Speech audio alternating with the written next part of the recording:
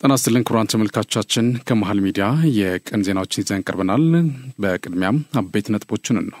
በህገወጥ ቡድኑ ላይ ተቃውሞ ባሰሙ ወጣቶች ላይ ድንገተኛ ተኩስ በመክፈት ወጣቶች ላይ ጉዳት ደረሰ። የስልጣን ጥመኞቹ ከድርጊታቸው እንዲቆጠቡ ማስጠንቀቂያ ተሰጠ።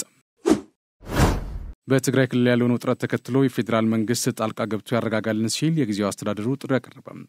በቲያዛ አካባቢያዊነት ይብቃ በሚል የደብረ ጽዮን ቡድን የሚቃወም ሰልፍ በራያ ማይጮ ከተማና አካባቢዋ ዛሬ ተካሄደ።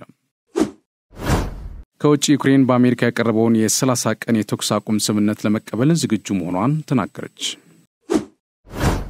ክቡራን ተመልካቾቻችን ከመሃል ሚዲያ እነዚህና ሌሎችም ዜናዎችን ይዘን ቀርበናል። ከአፍታ በኋላ እንመለሳለን።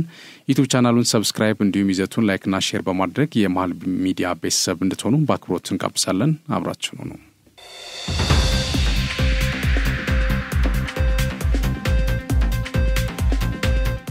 በቅድሚያ የትራንስፖርትና ሎጂስቲክስ ሚኒስትሩ ዶክተር አለሙ ስሜ በተባበሩት መንግስታት የመንገድ ደህንነት ፈንድ UNRSF የቦርድ አባል ሆነው ተሾመዋል። ኢትዮጵያ ሀገራዊ መንገድ ደህንነት ስትራቴጂ በመቅረጽና የመንገድ ደህንነት ትምህርት በስርዓት ትምህርት ውስጥ እንዲካተት በማድረግ የወሰደችው እርምጃ የመንገድ ደህንነትን ለማስፈን ያላትን ቁርጠኝነት ማሳያ መሆኑን ለሚኒስትሩ በተጻፈው የሹመት ደብዳቤ ተገልጿል። በኮሪደር ልማት ፕሮጀክት ስራዎች የተገነቡ ምቹ የብስክሌትና የእግረኛ መንገዶች እንዲሁም የተሻሻሉ የመንገድ ትስስር ስራዎች እንደ ሀገር የትራንስፖርት መሰረተ ልማት ቅንጅትን የሚያሳድጉ መሆናቸውም በደብዳቤው ተጠቁመዋል። የአፍሪካ ኢኮኖሚ ኮሚሽን ኢትዮጵያ በመንገድ ደህንነት ላይ ያላትን ቁርጠኝነትና የምታደርገውን ጥረት በመገንዘብና እውቅና በመስጠት ዶክተር አለሙ ስሜን በUNRSF ስር የባለ አደራዎች ቦርድ የቦርድ አባል ሆነው መሾማቸውን አሳውቋል።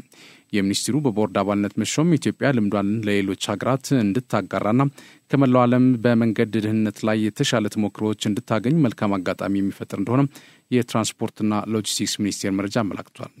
በUNRSF በፈረንጆቹ 2018 ሚያዝያ ወር ላይ የተመሰረተ ሲሆን በዓለም አቀፍ ደረጃ ከፍተኛ ጠቀሜታ ላላቸው ፕሮጀክቶች ተጨማሪ ገንዘብ የማሰባሰብና የመደገፍ ስራን የሚሰራ ተቋም ነው። የአፍሪካ ኢኮኖሚ ኮሚሽን ያዘጋጀው 57ኛው አህጉራዊ የኢኮኖሚ ልማት የገንዘብና የፕላን ሚኒስትሮች ጉባኤ በአዲስ አበባ መካሄድ ጀምሯል። በጉባኤው ላይ የገንዘብ ሚኒስትር ዴኤታ ሰምሪታ ሰዋሰው፣ በተባበሩት መንግስታት የአፍሪካ ኢኮኖሚ ኮሚሽን ምክትል ዋና ጸሐፊ አንቶኒ ፔድሮ፣ የመንግስታቱ ድርጅት የአፍሪካ ህብረት የአህጉራዊና ዓለም አቀፋዊ ተቋማት የስራ ኃላፊዎችና ተወካዮች እንዲሁም የሀገራት አምባሳደሮች ተገኝተዋል። በኢትዮጵያ አስተናጋጅነት በአዲስ አበባ መካሄድ የጀመረው ጉባኤ የአፍሪካ ነጻ የንግድ ቀጠና ስምምነት ትግበራን ማፋጠን፣ አፈጻጸሙን የሚያልቁ ስትራቴጂካዊ እርምጃዎችን መቀየስ የሚል መሪ ሀሳብ ተሰጥቶታል። በሪል ስቴት ልማትና የማይንቀሳቀስ ንብረት ግብይትና ግምት አዋጅ ቁጥር 1357/2017 አተገባበር ዙሪያ ከክልል የከተማና መሰረተ ልማት ቢሮ አመራሮችና ባለድርሻ አካላት ጋር በቢሾፍቱ ውይይት የተካሄደ ነው። የከተማና መሰረተ ልማት ሚኒስቴር ባዘጋጀው ውይይት የሪል ስቴት ልማትና የማይንቀሳቀስ ንብረት ግብይትና ግምታ አዋጅ አተገባበር ውጤታማ እንዲሆን በየክልሉ ያሉ አስፈጻሚ ባለድርሻ አካላት የሚጠበቅባቸውን ኃላፊነት በአግባቡ ሊወጡ እንደሚገባ ተገልጿል። የከተማና መሰረተ ልማት ሚኒስትር ዴኤታ ሄለን ደበበ ከዚህ ቀደም ለሪል ስቴት ልማትና ለማይንቀሳቀስ ንብረት ግብይትና ግምታ ተገቢው ትኩረት አለመሰጠቱን አስታውሰዋል። ይህም ዘርፉን ለበርካታ ችግሮች መዳረጉን ነው ያነሱት።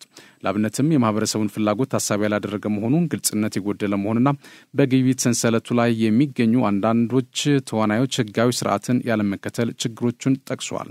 በተለይም ዘርፉ የሚመራበት ህጋዊ አሰራር አለመኖሩ ለረጅም ጊዜ መንግስት ከዘርፉ ማግኘት የሚገባውን ገቢ እንዳያገኝ ማድረጉን ገልጿል። እንዲሁም በሀገሪቱ ፍትሐዊ የሀብት ክፍፍል እንዲኖር የሚሰሩ ተግባራት ላይ ማነቆ መፍጠሩንም አክሏል። ችግሩን ለመፍታት የሪል ስቴት ልማትና የማይንቀሳቀስ ንብረት ግብይትና ግምት አዋጅ ቁጥር 1357/2017 በሕዝብ ተወካዮች ምክር ቤት መጽደቁን አስታውሰዋል። አዋጁ በሪል ስቴት ልማትና የማይንቀሳቀስ ንብረት ግብይትና ግምታ የሚስተዋሉ ማነቆዎችን በመፍታት ዘርፉን ግልጽና ወጥነት ባለው መንገድ ለመምራት እንደሚያስችል ተናግሯል። የአዋጁ አተገባበር ውጤታማ እንዲሆን በየክልሉ ያሉ አስፈጻሚ ባለድርሻ አካላት የሚጠበቅባቸውን ኃላፊነት መወጣት እንዳለባቸው ሚኒስትር ዴኤታዋ አስገንዝበዋል። የኩባ ውጭ ጉዳይ ሚኒስትር ብሩኖ ኤድዋርዶ ሮድሪጌዝ ፓሪያ ለይፋዊ የስራ ጉብኝት አዲስ አበባ ገብቷል። ሚኒስትሩ ቦሌ ዓለም አቀፍ አውሮፕላን ማረፊያ ሲደርሱ በውጭ ጉዳይ ሚኒስቴር የአውሮፓና አሜሪካ ጉዳዮች ምክትል ዳይሬክተር ጀነራል አምባሳደር አብርሃም መንግስቱና በሚኒስቴሩ የፕሮቶኮል ጉዳዮች ዳይሬክተር ጀነራል ዶክተር አዚዛ ገለታ አቀባበል አድርገውላቸዋል። ሚኒስትሩ በአዲስ አበባ በሚኖራቸው ቆይታ ከመንግስት ከፍተኛ ባለስልጣናት ጋር ውይይት ያደርጋሉ ተብሎ እንደሚጠበቅ ከውጭ ጉዳይ ሚኒስቴር የተገኘው መረጃም አመላክቷል። በማይናማር በአስቸጋሪ ሁኔታ ውስጥ የነበሩ 43 ኢትዮጵያውያን ዛሬ ወደ ሀገራቸው መመለሳቸውን የውጭ ጉዳይ ሚኒስቴር አስታወቀም። ዜጎቹ የመመለስ ተግባር የመንግስት የዜጋ ተኮር ዲፕሎማሲ አካል መሆኑ ተገልጿል። ኢትዮጵያውያኑ ህንድ የሚገኘው የኢትዮጵያ ኤምባሲ ከታይላንድ ዋና ከተማ ባንኮክ 600 ኪሎ ሜትር ርቀት ላይ በሚገኘው መጠለያ ጣቢያ ዲፕሎማቶችን በማሰማራት ባደረገው ጥረት ወደ ሀገራቸው እንዲመለሱ ተደርጓል። በተያያዘ መንግስት ጃፓን በሚገኘው የኢትዮጵያ ኤምባሲ በኩል በማይናማር በአስቸጋሪ ሁኔታ ውስጥ የሚገኙ ሌሎች ኢትዮጵያውያንን ወደ ታይላንድ በማሻገር ወደ ሀገራቸው ለመመለስ ጥረት እያደረገ እንደሚገኝም ነው ሚኒስቴሩ አስታወቀው። መንግስት ህብረተሰቡ በህገ ወጥ የሰዎች አዘዋዋሪዎች ሐሰተኛ ቅስቀሳ ተታሎ የስራ ስምሪት ውል ወዳልተፈጸመባቸው ሀገራት ከሚደረግ እንቅስቃሴዎች እንዲቆጠብ አሳስበዋል። የአዲስ አበባ ንግድ ቢሮ በከተማዋ የሚከናወነውን የንግድ ስርዓት ህጋዊነትን የተከተለና የከተማዋ የደረሰችበትን እድገት ደረጃ የሚመጥን እንዲሆን የሚያስችሉ ተግባራትን በማከናወን ላይ እንደሆነ ገለጸ። ከነዚህ ዘርፈ ብዙ ተግባራት መካከል በቅርቡ በአዲስ አበባ ካቢኔ የጸደቁ 2 ደንቦች ላይ ከተቋሙ አመራሮች ጋር ውይይት አድርጓል።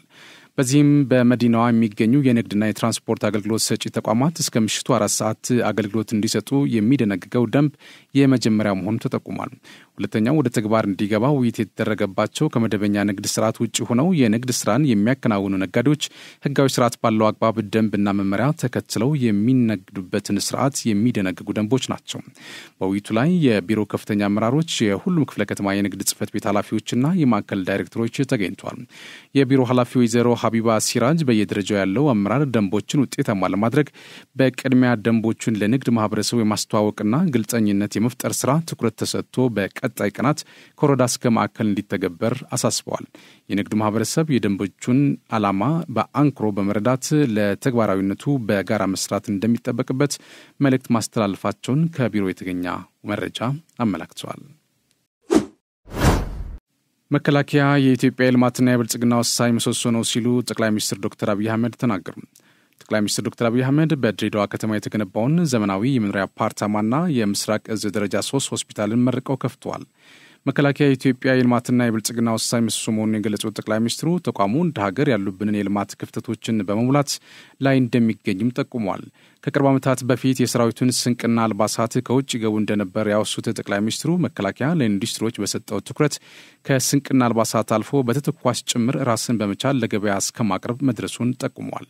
መከላከያ በኮንስትራክሽን ዘርፍ ደረጃቸውን ከፍ ያሉ ውብ ካምፖች በራሱ አቅም እየገነባ መምጣቱንም ገልጿል።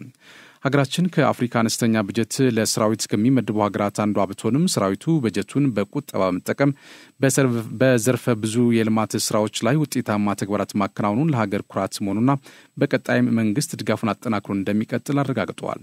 ጠንካራ መከላከያ መገንባት ሀገርን ለትውልድ ለማሸጋገር ወሳኝ መሆኑን የጠቀሱት ጠቅላይ ሚኒስትሩ ተቋሙ የጀመረውን ሁለንተናዊ ጥረት አጠናክሮ እንዲቀጥል አሳስበዋል። ከአፍሪካ አንጋፋ የነበረው የሐረር ወታደራዊ አካዳሚ ላይ በትኩረት በመስራትም ወደ ነበረው ገናናነት ለመመለስ መከላከያ በትኩረት እንዲሰራም ጠይቀዋል። በምስራቅ የሀገራችን ክልል የታየውን አበረታች ለውጥ መደነቃቸውን ላገኙት ፍቅርና አቀባበል ምስጋናቸውንም አቅርበዋል። በዝግጅቱ ላይ ቀዳማዊት እመቤት ዝናሽ ታያቸው፣ ምክትል ጠቅላይ ሚኒስትር ተመስገን ጥሩነህ፣ የጦር ኃይሎች ጠቅላይ ኤታማዦር ሹም ፊልድ ማርሻል ብርሃኑ ጁላ፣ የኦሮሚያ ክልል ፕሬዚዳንት ሽመልስ አብዲሳ፣ የድሬዳዋ ከተማ ከንቲባ አቶ ከድር ጁሃር፣ ከፍተኛ የሰራዊት አመራሮችና የመንግስት የስራ ኃላፊዎች ተገኝተዋል። በፊልድ ማርሻል ብርሃኑ ጁላ የተመራ ልዑክ የተለያዩ ፕሮጀክቶችን ያስመረቀ ነው። የጦር ኃይሎች ጠቅላይ ኤታማዦር ሹም ፊልድ ማርሻል ብርሃኑ ጁላ በመከላከያ መሐንዲስ ዋና መምሪያ የፋይናንስ ድጋፍና ቁጥጥር በምስራቅ እዝ መሐንዲስ መምሪያ የተገነባው ዘመናዊ ክፍለ ጦር የመኖሪያ ካምፕ በይፋ መርቀዋል። በዕለቱም 3 ቢሊዮን ብር በሆነ ወጪ በድሬዳዋ የተገነባው የሰራዊቱ ዘመናዊ የመኖሪያ አፓርትመንት የምስራቅ እዝ ደረጃ 3 ሆስፒታልና ከፍተኛ የፌዴራልና የከተማ የስራ ኃላፊዎች በተገኙበት ይመረቃል ተብሎ ይጠበቃል።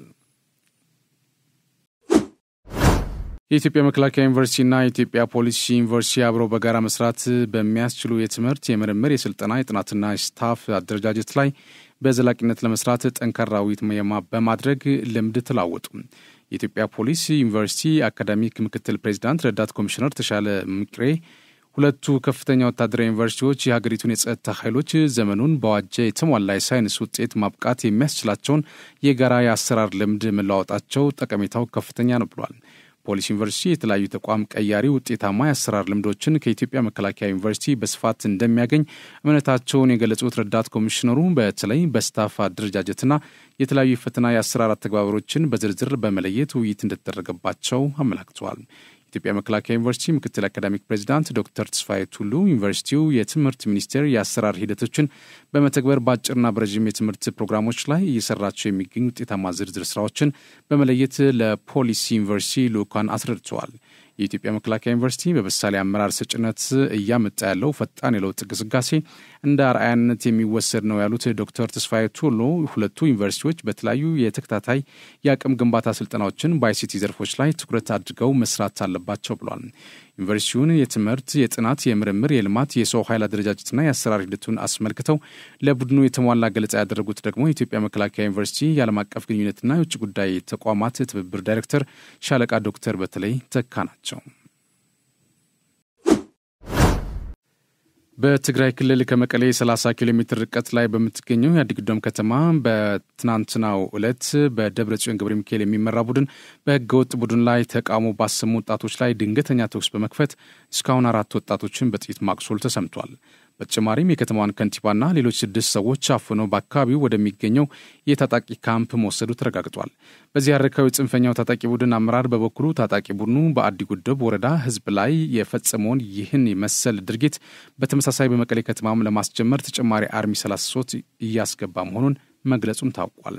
በተያዘ የፕሪቶሪያው ስምምነት ባለድርሻ አካላት የህገ ወጡን ቡድን አካሄድ እንዲያወግዙ ጥሪ ቀርቧል። አቶ ጌታቸው ረዳ በህገ ወጥ ቡድኑ በአዲጉደብ የተፈጸመውን አሳዛኝ ክስተት የሚያወግዝ ጽሑፍ በይፋዊ ፌስቡክ ገጻቸው ላይ አስፍረዋል። በጽሑፋቸው ላይም በትግራይ የተከሰተው ሰሞንኛ ቀውስ በጥቂት የስልጣን ጥመኞች ጠንሳሽነት የተከሰተ ነው ሲሉ የገለጹ ሲሆን የስልጣን ጥመኞቹ ይህን አካሄዳቸውም በተቃውሞ ንጹሐን ላይ የተኩስ እሩምታ ማውረድ መጀመራቸውንም ይፋ አድርገዋል። ይህ ድርጊት የተባባሰ ሄዶ ክልሉን ወደ አዘቅት ከመጣሉ በፊት ሊወገዝ እንደሚገባው አሳስበው በዋነኝነት የፕሪቶሪያ ስምምነት ባለድርሻ አካላት ይህንን አካሄድ እንዲያወግዙና ጫና እንዲያሳድሩ ጥሪያቸውን አቅርበዋል። አሁን በደረሰን ዜና በትግራይ ክልል ያለውን ውጥረት ተከትሎ የፌዴራል መንግስት ጣልቃ ገብቶ ያረጋጋልን ሲል የጊዜው አስተዳደሩ ጥሪ ያቀረበ። በትግራይ በደብረጽዮን ህወሓትና በጊዜው አስተዳደሩ መካከል ያለው ውጥረት ወደ ለየለት ግጭት እንዳይገባ ስጋቶች እንዳሉ ምንጮቻችን ገልጸዋል። የክልሉ ጊዜው አስተዳደር ፕሬዝዳንት ጌታቸው ረዳ በ4 ጄኔራሎች ላይ ከየትኛውም የስራ እንቅስቃሴዎች እገዳ ማድረጋቸው ይታወሳል። ይህን ተከትሎም ቀድሞውኑ እኔ ካልመራሁ ትግራይን የጦርነት ቃጠና አድርጋለሁ በሚል ከክልል አልፎ ድንበር ተሻጋሪ ችግሮችን በመፍጠር ህዝቡን እንዳይረጋጋ እያደረገ እንደሆነ እማኞቻችን ገልጸዋል። ቡድኑ ከሻዕቢያ ጋር ህብረት መፍጠሩን በአደባባይ የገለጸ ሲሆን በትግራይ አንዳንድ ከተሞች ላይ ኩዴታ መፍጸም ወጣቶች ላይ ጉዳት እያደረሰ እንደሚገኝም ነው የተገለጸው። ይህን መነሻ በማድረግም ከጥቂት ደቂቃዎች በፊት ጊዜው አስተዳደሩ ባወጣው መግለጫ የፌዴራል መንግስት ጣልቃ እንዲገባና እንዲያረጋጋ ሲል ጠይቀዋል። በሌላ ዜና አካባቢያዊነት ያብቃ በሚል የደብረጽዮን ቡድን የሚቃወም ሰልፍ በራያ ማይጮ ከተማና አካባቢዋ ዛሬ ተካሂዷል። በሰልፉ ጊዜው አስተዳደር አሁን ላይ እየወሰደ ያለውን እርምጃ እንዲያጠናክር የሚል መልእክት ያላቸው ሀሳቦችም ተንጸባርቀዋል። አቶ ጌታቸው በክልሉ ሰራዊት አዛዦች ላይ እየወሰዱት ያለው እርምጃ ተገቢ መሆኑንና ይህንንም አጠናክሮ ሊቀጥል ይገባል ሲል አጽንኦት ሰጥቷል። የደብረጽዮን ቡድን አሁንም በተለያዩ የክልል ከተሞች ላይ የሚገኙ ወጣቶችን በማስፈራራትና ከተሞችን የአስተዳደር ማህተሞችን እየነጠቀ እንደሚገኝ መሀል ዜና ከምንጮቹ ለመረዳት ችሏል።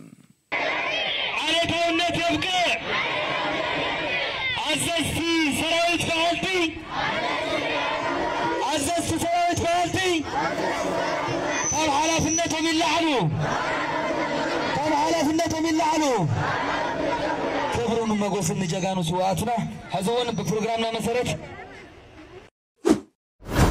43ኛው ምስራቅ አፍሪካ የልማት በይነ መንግስታት ባለስልጣን ኢጋድ የመሪዎች ጉባኤ ዛሬ ይካሄዳል። በበይነ መረብ የሚካሄደው ጉባኤ በደቡብ ሱዳን ወቅታዊ ሁኔታ ላይ ያተኮረ መሆኑን የኢትዮጵያ ዜና አገልግሎት ከኢጋድ ያገኘው መረጃ አመላክቷል። ቀጠናዊ ተቋሙ በደቡብ ሱዳን አለመግባባቶች በውይይት እንዲፈቱ፣ ውጥረቶች እንዲረግቡ እና የደቡብ ሱዳን ህዝብ መጻኢ ጊዜው የሰላም እንዲሆን የጀመረውን ስራ አጠናክሮ እንደሚቀጥል አስታውቋል። የአሜሪካና የዩክሬን ባለስልጣናት በሳውዲ አረቢያ ካደረጉት የአንድ ቀን ውይይት በኋላ ዩክሬን በአሜሪካ የቀረበውን የ30 ቀን የተኩስ አቁም ስምምነት ለመቀበል ዝግጁ መሆኗን ተናገረች።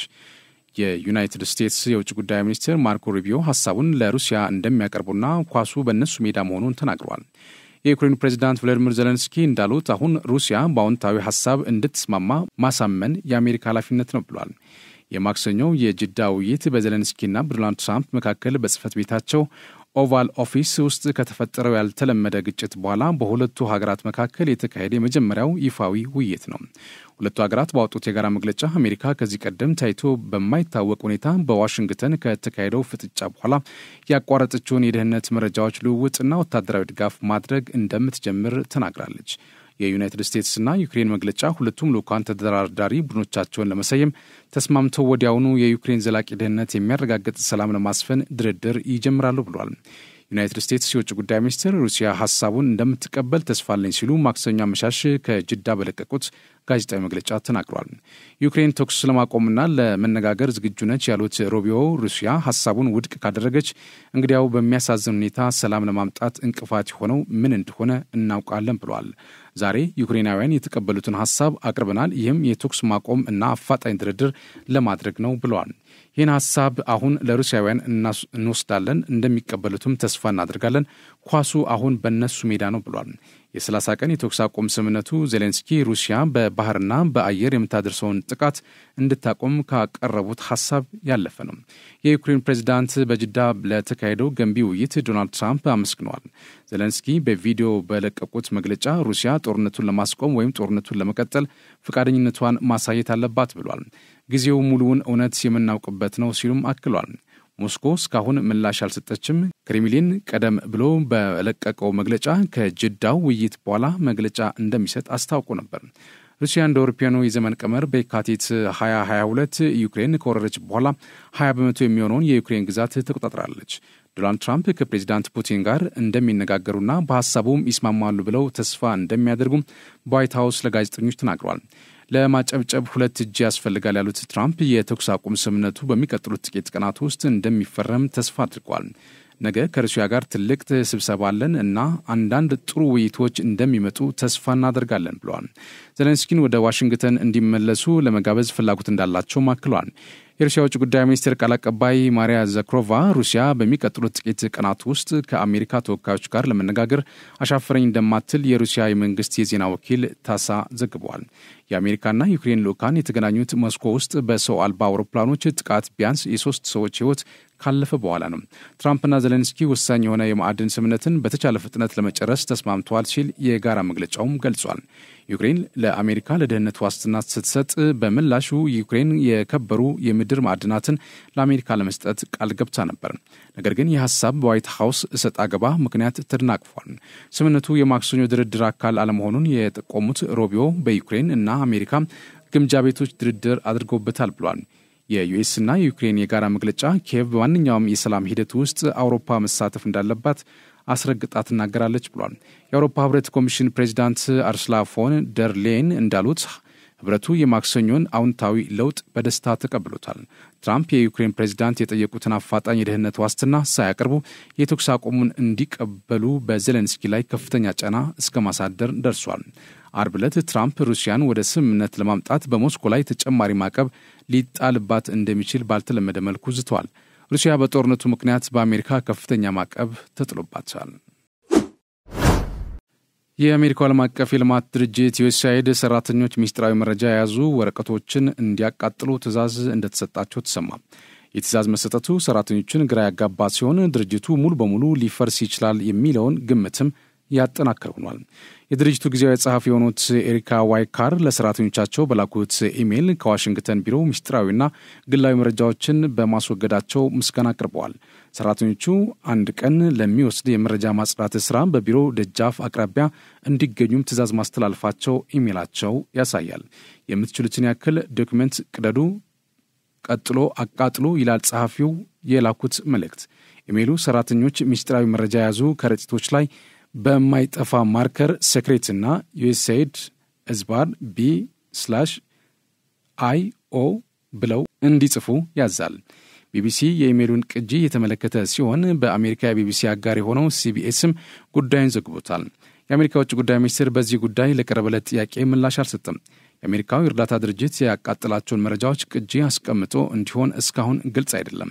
ዘአሜሪካን ፎሬን ሰርቪስ አሶሲዬሽን የተባለው የዩኤስአይድ ሰራተኞች ማህበር ወረቀቶቹን እንዲያቃጥሉ እንደተነገራቸው መረጃው እንዳለው የማህበሩ ቃል አቀባይ ኒኪ ጋመር ለቢቢሲ ማህበሩ ዶክመንቶችን እንዲያቃጥሉ መደረጋቸው እንዳሳሰበው ገልጾ አንዳንድ ወረቀቶች ከስራቸው ለተቀነሱ የዩኤስአይድ ሰራተኞችና ለሌሎች እርዳታዎች ጠቃሚ ሊሆኑ ይችላሉ ብሏል።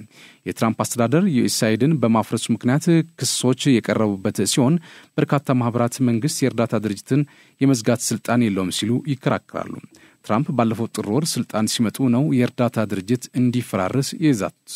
የድርጅቱ ሰራተኞች ማህበር የሀገሪቱ ህግ ለግልጽነትና ተጠያቂነት ሲባል የመንግስት ስራዎች በቅጂ እንዲቀመጡ የሀገሪቱ ህግ ያዛል በማለት የዩኤስአይድ ድርጊት ህግ የጣሰ ሊሆን ይችላል ሲል አስጠንቅቋል። ምንም እንኳን አንዳንድ የመንግስት መስሪያ ቤቶች ምስጢራዊ የሚሏቸውን ወረቀቶች ቢያቃጥሉም ጥብቅ የሆነ አካሄድ ተከትለው እንደሆነ ይታወቃል። ቢሊየነሩ ኢላን መስክ የሚመራው ዶጆ የተባለው የመንግስት ገንዘብ እንዳይባክን የሚሰራ መስሪያ ቤት ኢላማ ካደረጋቸው ድርጅቶች መካከል አንዱ የዩኤስአይድ ነው። መስክ ድርጅቱ ሰይጣናዊ ነው ሲል የገለጸው ሲሆን ዋይት ሃውስ ደግሞ ድርጅቱ በዓለም አቀፍ ደረጃ የሚሰራቸው ስራዎች የግብር ከፋዩን ገንዘብ እንደማባከን የሚቆጠሩ ናቸው ብሏል። በርካታ የድርጅቱ ሰራተኞች ከስራቸው ሲሰናበቱ ቁጥራቸው ላቅ ያለ ደግሞ ላልተወሰነ ጊዜ እረፍት እንዲወጡ ተደርገዋል። የየመን ሀውቲ አማጽያን በቀይ ባህር ትራንስፖርት ላይ ያቋረጡትን ጥቃት እንደሚቀጥሉ ዛቱ። ለዓለም ንግድ ወሳኝ የትራንስፖርት አማራጭ የሆነው የቀይ ባህር መስመር ለሁለት ወራት ከአሰራር በኋላ ዳግም ስጋት አንዣበውታል። ባሳለፍነው ጥር ወር ላይ በእስራኤልና ሐማስ መካከል የሰላም ስምምነት መፈረሙን ተከትሎ ከፍልስጤማውያን ጎን ነኝ በሚል እስራኤልን ሲያጠቃ የነበረው የየመኑ ሀውቲ ጥቃቱን አቁሞ ነበር። ይሁንና የመጀመሪያው ዙር የእስራኤል ሐማስ ስምምነት የተጠናቀቀ ሲሆን ሁለተኛው ዙር ድርድር ቶሎ መጀመርና የተጀመሩ ጥረቶችም ፍሬያማ አልሆኑም። ይህን ተከትሎም እስራኤል ወደ ጋዛ የሚገቡ የሰብአዊ ድጋፎችን እንዲቆሙ ያደረገችው ሲሆን ይህ ደግሞ ከሐማስ ባለፈ አጋሩ እንደሆነ የሚገለጸውን የየመኑ ሀውቲ አማጺ ቡድንን አላስደሰትም ተብሏል። ባሳለፍነው አርብ ዕለት ቡድኑ ባወጣው መግለጫ እስራኤል ወደ ጋዛ የሚገቡ የሰብአዊ ድጋፎችን በ4 ቀናት ውስጥ እንድታስቀጥል ቀነ ገደብ አስቀምጦ ነበር። የሀውቲ አማጺ ቡድን ያስቀመጠው የ4 ቀናት ገደብ መጠናቀቁን ተከትሎ በቀይ ባህር የሚያልፉ የንግድ መርከቦች ላይ ያቋረጠውን ጥቃት እጀምራሉ ማለቱን ሮይተርስ ዘግቧል። ቡድኑ ከዚህ በፊት ከ100 በላይ ጥቃቶችን በቀይ ባህር መርከቦች ላይ ጥቃት የሰነዘረ ሲሆን 2 መርከቦች ሲሰምጡ 4 የባህር ኃይል ሰራተኞች ደግሞ ሕይወታቸውን አጥተዋል።